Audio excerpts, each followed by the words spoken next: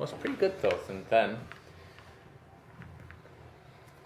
Willkommen back to the trainer closet, where trainer secrets are revealed and tested.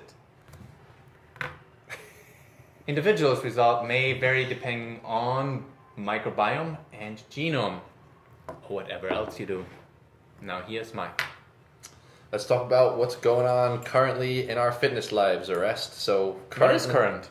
Current for me is I'm mattress Current. shopping. I'm waking up in the morning and my lower back hurts. I think my mattress is about 5 years old. I don't know how long mattresses are supposed to last.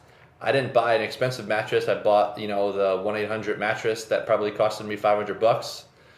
And it's firm, not as firm as it used to be. And all I know is that I'm waking up and my lower back hurts. So, Arrest, what do you think's going on here? So there's, first thing I would say, do not buy cheap mattresses. Never, the big thing that it's a kind of a pet peeve of mine that people actually are spending $20,000 on cars and then are very cheap when it comes to mattresses. And if you compare the time you spent on your mattress versus in a car, it does not make a lot of sense to me. I mean, rarely do people think about it that way. But having said that, my mattress has been, I think it's with me for over 10 years. It has not lost any of the firmness. So that observation in your specific case, I would say is probably not a good thing.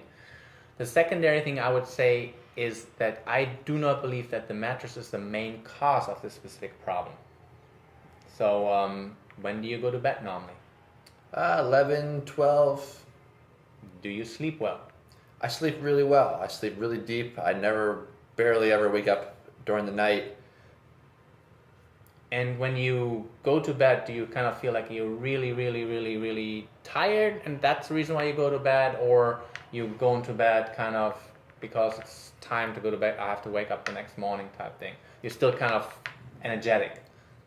Tired. Oh, okay, good. Now what is the last thing you do normally? Is it television?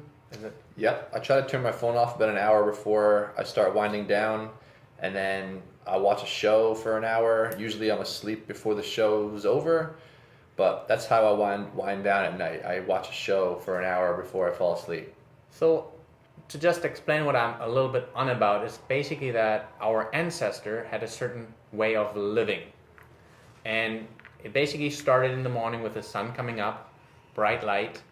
That gave the brain a signal to release the hormones to say, okay, now it's time for activity.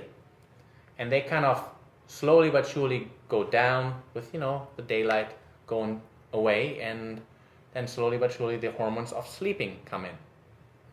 And since our life has, has so much artificial exposure to lights, it has become an artificial, it basically changes the circadian rhythm to where your body doesn't exactly know what time it is, so to speak, and what to do.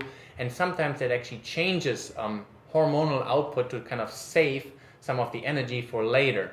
The same way as you kind of a lot of times, I don't know if you drink caffeine, for example, that gives you this energy boost, but it actually takes away from that. If you would go to Chinese medicine, you're talking about the life energy, the qi, you take a little bit of that qi already away, and therefore, you don't have it for later.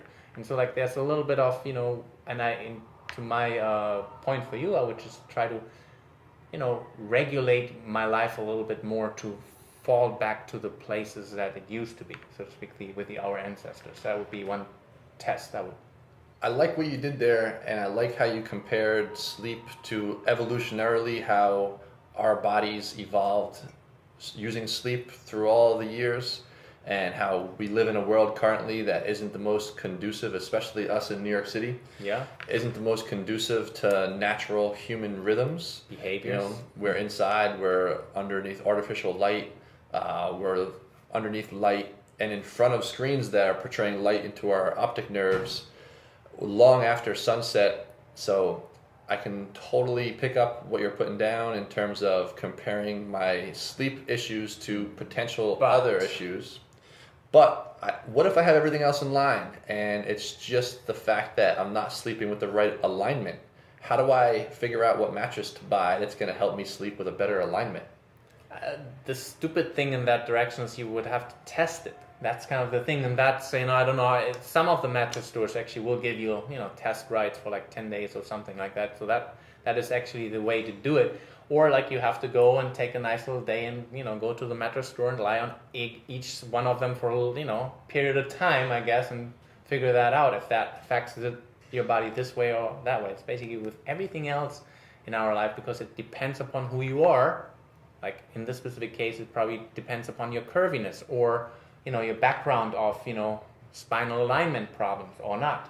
So that plays a big factor in that realm too. And so testing is the only way you can do that. Okay, that makes a lot of sense. I have one last question for you. Mm-hmm. Do you like my mug?